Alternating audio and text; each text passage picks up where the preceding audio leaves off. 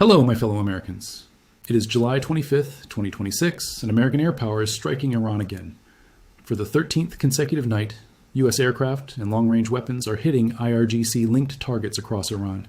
But this round is different because it is explicitly tied to the deaths of American service members in Jordan. 2 U.S. troops were killed when an Iranian ballistic missile struck a base used by American forces in Jordan. 4 more service members were wounded, though the source says they later returned to duty after treatment. 1 American remained missing at the time of the original account, deepening the urgency surrounding the military response. These were not abstract losses buried inside a briefing or reduced to another number on a casualty chart. They were American lives, lost after weeks of Iranian missiles, drones, and cruise weapons testing regional defenses. Jordan had been intercepting attack after attack, but one weapon eventually broke through and reached the base. That single penetration changed the political meaning of the campaign and made retaliation almost unavoidable for Washington. CENTCOM answered with strikes on hardened ballistic missile facilities, command nodes, surveillance networks, and coastal military sites. Released footage reportedly showed heavy munitions punching into reinforced targets designed to survive ordinary bombing and missile attacks.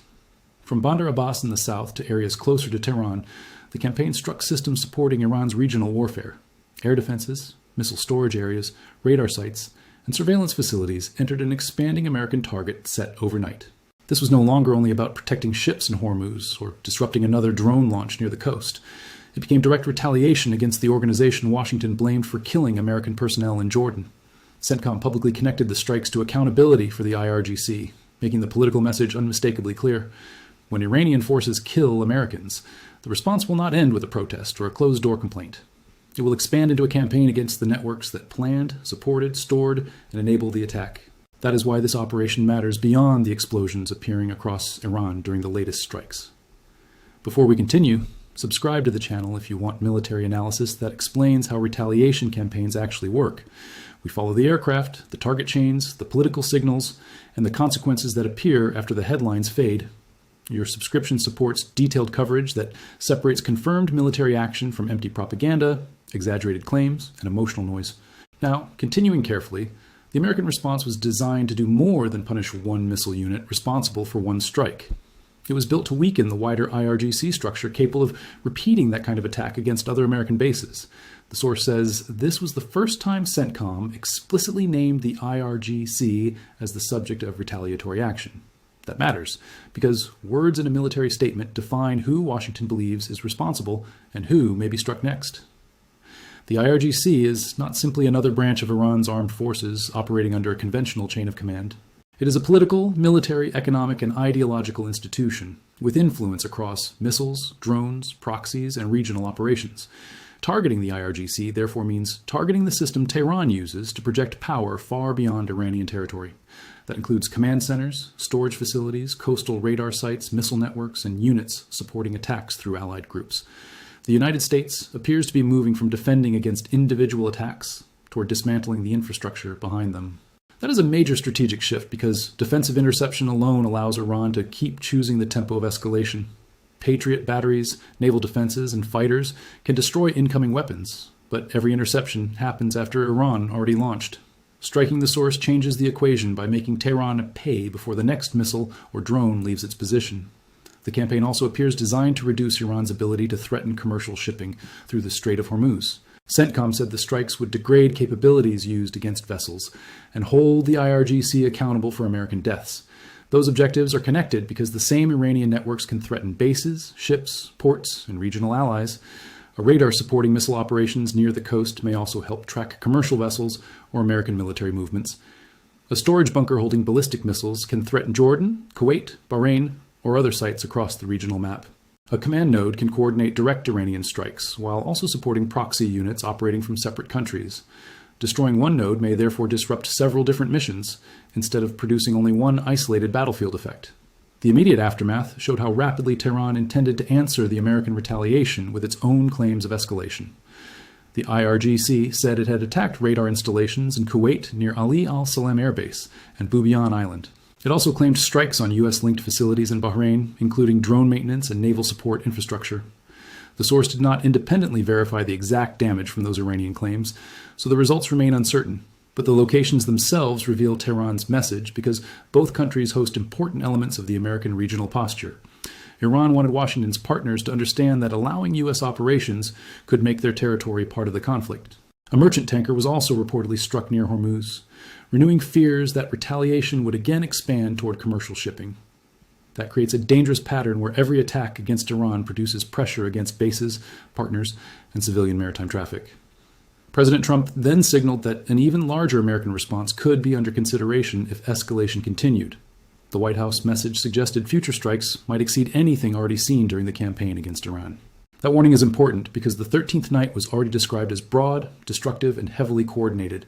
If the next package is larger, Tehran must assume additional command sites, missile complexes, and infrastructure could be targeted. The visible destruction described in the source included hardened facilities, coastal sites, radar positions, and storage locations. Bunker-penetrating weapons were reportedly used against underground or reinforced targets that ordinary explosives might not neutralize. The purpose of those munitions is not simply creating a large surface explosion for cameras and official social media posts. They are designed to penetrate soil, concrete, or rock before detonating closer to the protected equipment buried inside. That distinction matters because Iran has spent years placing important military assets inside hardened facilities and underground shelters. If American weapons can reach those spaces, the regime loses one of its most important assumptions about survivability. Secondary explosions around Bandar Abbas were described as possible evidence that stored missiles or drones were also igniting. Such explosions often matter because they suggest the weapon destroyed more than the outer shell of the target. A direct hit on stored munitions can create cascading damage through nearby equipment, fuel, components, and internal structures. Farther north, radar installations were described as going dark after precision weapons struck hardened shelters and supporting systems. That matters because air defense is a network, not one launcher, operating independently from every other element. Radars detect, track, classify, and guide interceptors toward aircraft, or missiles approaching from different directions. Destroy enough radar coverage and surviving launchers may still possess weapons, but lack the information needed to use them effectively. This is where the American strike package becomes more interesting than a simple list of bombs and destroyed buildings. The attack appears to combine electronic warfare, close precision strikes, and long-range weapons arriving within a coordinated timeline. The EA-18G Growler is critical because it attacks the electromagnetic layer before other aircraft enter dangerous airspace. Its purpose is to jam hostile radars, confuse operators, and suppress surface-to-air missile systems attempting to track the package. When Iranian radar operators activate their systems, they reveal electronic signatures that can be detected, classified, and targeted. The Growler can overwhelm those frequencies with electronic noise or support anti-radiation missiles that home on the emission source. In practical terms, the operator must choose between remaining silent and losing awareness, or transmitting and risking destruction. That is an extremely difficult dilemma during a fast-moving attack involving several aircraft types and incoming weapons. The Growler may never create the most dramatic explosion, but it helps every other platform reach the target more safely. Then comes the F-16, commonly called the Viper by the pilots and crews who operate it. Block 50 and 52 variants have decades of combat experience and are suited for precision work against tactical targets. They can strike command buildings, coastal radar nodes, surveillance sites, and facilities requiring accurate weapons rather than mass. Their sensors and guided munitions allow pilots to engage specific aim points under difficult weather and nighttime conditions. The aircraft can also participate in suppression missions when equipped for hunting radars and threatening air defense positions. That flexibility makes the Viper valuable during a campaign where each night presents a changing mixture of targets. The final major element described in the source is the B-52 Stratofortress, an aircraft older than the IRGC itself. Its age is misleading because modern upgrades allow it to deliver long-range precision weapons while remaining outside dense defenses. The bomber can release cruise missiles from standoff range and let those weapons approach targets at low altitude. Iranian defenses may be prepared to watch for aircraft, yet many low-flying missiles create a harder tracking problem. The B-52 provides range, payload, endurance, and the ability to generate numerous simultaneous precision threats. Combined with Growlers and Vipers, it creates a package with several problems arriving from different directions at once. Iranian planners may prepare for one aircraft type or one expected route, but coordinated operations break those assumptions. The Growler disrupts radar coverage, the Viper attacks exposed targets, and the bomber delivers mass from a safer distance. Each platform performs a role the others cannot accomplish as effectively, and the timing makes the package dangerous. This is why American air power becomes more effective after repeated nights of attacking the same defensive network. Every radar destroyed, command link severed, and interceptor battery damaged makes the following operation easier to execute. Iran is not defending itself with the same network it possessed before the first night of attacks began. It is defending with whatever remains after 12 earlier nights of cumulative damage and disruption. That cumulative effect may be more important than any single crater shown in official footage. A network that loses sensors and communications becomes slower, less coordinated, and more vulnerable to deception. A missile force that loses storage, leadership, and transport systems may still fire but cannot sustain the same tempo. A command structure that keeps relocating spends more time surviving and less time planning complex regional operations. That is the operational logic behind the retaliation campaign, now focused on the IRGC and its enabling infrastructure. The United States is not merely answering one attack in Jordan with one symbolic round of bombs. It is trying to impose a cost large enough that Tehran cannot repeat the same decision without losing more capability. A fourth platform now hovers over the entire discussion, even though the source does not confirm it has entered combat. Aerial refueling tankers were reportedly moving closer to the theater, while footage showed B-52s flying with F-22 escorts. Those movements matter because tankers extend range, increase time over target, and expand the number of available strike routes. They can support fighters staying airborne longer and bombers approaching from distances that complicate Iranian planning. Now widen the map, because retaliation for the Jordan attack is only one layer of the campaign unfolding across the region. The deeper question is whether repeated precision strikes can force Tehran to change behavior without requiring a full ground war. Washington appears to believe the answer is yes, provided pressure remains steady and Iran loses capability faster than it adapts. The source argues that American forces are degrading air defenses, missile storage, surveillance, and command structures night after night. That does not mean Iran has become powerless, but it does mean the cost of every additional operation keeps rising. A missile force needs launchers, crews, guidance, transportation, storage, communications, and commanders willing to authorize another strike. A drone network needs warehouses, engines, warheads, navigation components, maintenance teams, and safe locations for assembly and deployment. An air defense network needs functioning radars, reliable communications, trained operators, interceptors, and command centers capable of coordinating them. The U.S. campaign is targeting those connective systems because destroying isolated weapons does not prevent Tehran from rebuilding them later. The objective is to damage the machinery that creates future attacks, not simply intercept the weapons already launched. That same logic appeared in another theater when Ukraine reportedly launched hundreds of drones against targets inside Russia. The source describes roughly 379 Ukrainian drones entering Russian airspace during a massive overnight operation. The primary targets were not only frontline units, but logistics hubs supporting sanctioned components and drone production networks. Ukrainian officials said facilities in the Moscow and Tambov regions helped move components into Russia's military supply chain. Local reports cited casualties, while Russian officials claimed many drones were intercepted across numerous regions and surrounding waters. Those competing claims require caution, but the strategic pattern is still clear regardless of the exact numbers destroyed. Ukraine was attempting to hit the system that sustains Russian drone warfare rather than only the drones appearing over the battlefield. The United States is applying a similar logic against Iranian missile, radar, and command infrastructure after the Jordan deaths. Different countries, different weapons, and different political objectives still produce the same fundamental lesson about modern warfare. Wars of attrition are often decided inside warehouses, depots, power networks, maintenance facilities, and transportation routes. A force can have soldiers willing to fight and still lose momentum if replacement parts no longer arrive on time. It can possess launchers but lack guidance components, crews, fuel, or secure communications needed to use them effectively. That is why supply chains matter as much as the dramatic footage of aircraft, explosions, and interceptors over the battlefield. The Jordan attack showed what one surviving Iranian missile could accomplish, even after weeks of successful defensive interceptions. The retaliation aims to ensure that the next weapon has fewer places to hide, fewer radars to support it, and fewer commanders available. This is also why American tanker movements deserve close attention, because logistics determine the reach and tempo of air operations. Aerial refueling aircraft extend fighter endurance, permit longer patrols, and allow bombers to approach from more complicated directions.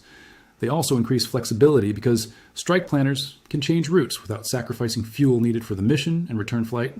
Moving tankers closer to the theater does not prove a specific bomber will attack, but it expands what Washington can choose. B-52s can remain on station longer, while F-16s can spend more time supporting strike and suppression missions. F-22 escorts can protect bombers and help control the airspace surrounding a larger operation if necessary. The B-2 becomes a more realistic option when a refueling architecture supports long-distance missions from outside the region.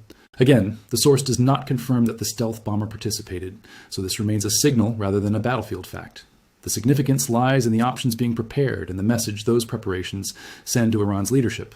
Washington wants Tehran to calculate that deeper bunkers and longer distances will not guarantee safety if escalation continues. President Trump's statements reinforce that message by warning that strikes larger than previous operations remain available. That does not automatically mean the largest option will be selected, because political and strategic constraints still matter. A commander-in-chief may display force publicly to strengthen deterrence without immediately ordering every capability into combat. But credibility requires enough visible preparation that the adversary believes the threat could become real on short notice. The tanker repositioning, bomber imagery, and continued strikes together create that atmosphere of credible preparation. Iran must therefore decide whether another retaliatory action is worth risking a much broader American operation against its remaining infrastructure. The problem is that Tehran may believe restraint would look like weakness after publicly promising severe consequences. That gap between military logic and political survival creates the danger surrounding the next phase of the conflict. A rational military calculation might favor preserving remaining assets and reducing attacks before losses become irreversible. A domestic political calculation might favor another strike to prove the regime has not been intimidated by American retaliation. Those calculations can point in opposite directions and produce decisions outsiders find difficult to predict. The IRGC's institutional position makes the situation even more complicated because it is both target and political power center. A weakened IRGC does not only mean fewer missiles or damaged radars, it can alter relationships inside Iran's ruling system. Commanders may compete for influence, blame rivals for failures, or exaggerate battlefield success to protect their standing. Regional units may receive incomplete information if communications are damaged or leaders are forced to relocate repeatedly. That can increase the risk of uncoordinated retaliation, miscalculation, or local commanders acting before political leaders fully approve. Sustained air pressure can therefore reduce capability while simultaneously making the opponent's decision-making more unpredictable. This is one reason why destroying command centers is both useful and potentially dangerous during a prolonged confrontation. It can disrupt planned attacks, yet it can also weaken centralized control over units already prepared to respond. Washington must balance the desire to decapitate operational networks against the risk of producing fragmented escalation. The same challenge applies to Iran's public threats against Kuwait, Bahrain, Jordan, and shipping near Hormuz. Some threats may be propaganda intended to reassure domestic audiences, rather than describe realistic operational plans. Others may signal genuine preparations involving missiles, drones, proxies, or covert attacks against regional infrastructure. The United States cannot assume every statement is true, but it also cannot safely assume every statement is empty. That uncertainty is why intelligence collection remains as important as the bombs falling during each nightly strike package. Satellites, signals aircraft, cyber capabilities, human reporting, and regional partners all help separate performance from preparation. If Iranian units begin moving missiles toward launch positions, the pattern matters more than another defiant speech from Tehran. If radar sites activate unexpectedly or communications spike around known units, planners gain warning that retaliation may be imminent. The campaign therefore depends on persistent surveillance before, during, and after every visible American attack. Air power does not operate in isolation. It relies on an intelligence picture detailed enough to identify meaningful targets. The Growler, Viper, Bomber, tanker, and surveillance aircraft each occupy a place inside that wider kill chain. One platform detects, another jams, another strikes, and another extends range or provides protection across the route. This integrated structure is why comparing one Iranian aircraft or missile to one American platform misses the real balance. The United States fights as a network, combining sensors, communications, weapons, and support across several services and countries. Iran also fights as a network, but sustained attacks are damaging the nodes that make its asymmetric system function coherently. The retaliatory operation after Jordan was therefore designed to punish, degrade, and deter at the same time. Punishment answers the deaths, degradation removes capability, and deterrence warns that another attack will produce greater losses. Those goals overlap but are not identical, and success in one category does not guarantee success in the others. The United States can destroy facilities and still fail to persuade Iran that another strike is too costly. It can deter one kind of attack while pushing Tehran toward cyber operations, proxies, mines, or attacks on shipping. It can weaken the IRGC militarily while strengthening hardline narratives that the regime is defending Iran from foreign assault. That complexity is why the political end state matters more than the number of targets hit during one night. A campaign without a clear ending can become tactically successful and strategically exhausting at the same time. The source notes that some Democratic members of Congress were beginning to call for de-escalation as American deaths increased. That domestic pressure creates another clock running alongside the military campaign and Iranian decision-making. The administration may have strong operational momentum, but still face questions about authority, objectives, duration, and acceptable cost. Families of service members will ask whether retaliation protects troops or exposes more bases to further Iranian attacks. Congress will ask whether the mission remains limited or is expanding into an open-ended regional war. Allies will ask how long their territory, airspace, ports, and infrastructure must remain inside the retaliation cycle. Military leaders will ask whether available munitions, aircraft, and crews can sustain the desired tempo without harming other commitments. Those are not arguments against responding to the deaths in Jordan. They are the strategic questions every campaign must answer.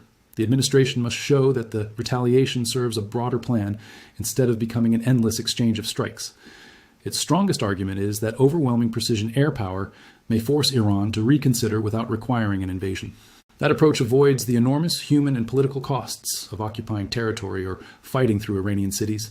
It uses American advantages in stealth, electronic warfare, intelligence, long-range strike, and aerial refueling.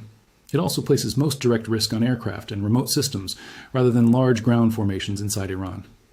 But air power has limits, especially against dispersed forces, underground facilities, proxies, and a leadership willing to absorb damage. A country can lose radars, storage sites, and headquarters while still retaining enough missiles to kill people elsewhere. The Jordan strike itself is evidence of that uncomfortable reality because one weapon penetrated weeks of effective defenses. No military system offers perfect protection, and even a high interception rate leaves a dangerous possibility of failure. That is why attacking launch infrastructure can be more effective than relying forever on defensive interception alone. Yet striking inside Iran also gives Tehran more reasons to target American bases and regional partners in return. Every advantage creates a trade-off, and the campaign's success depends on managing those trade-offs better than Iran does. The source argues that American capability is currently degrading Iranian systems faster than Tehran can adapt or rebuild. That may be true, but the strongest evidence will come from changes in Iranian operational behavior over time. Analysts should watch whether missile launches become less frequent, less coordinated, or less accurate after the latest strikes. They should also watch whether Iranian radar coverage becomes more fragmented and whether coastal attacks lose surveillance support. A decline in complex operations would suggest command and communication strikes are producing meaningful effects beyond visible damage. Continued large attacks would suggest Iran preserved more redundancy, dispersed capability, or external support than Washington expected. The same measurement applies to shipping, because Hormuz remains one of the clearest indicators of Iranian leverage. If commercial vessels begin moving more consistently, American suppression efforts are reducing the practical threat.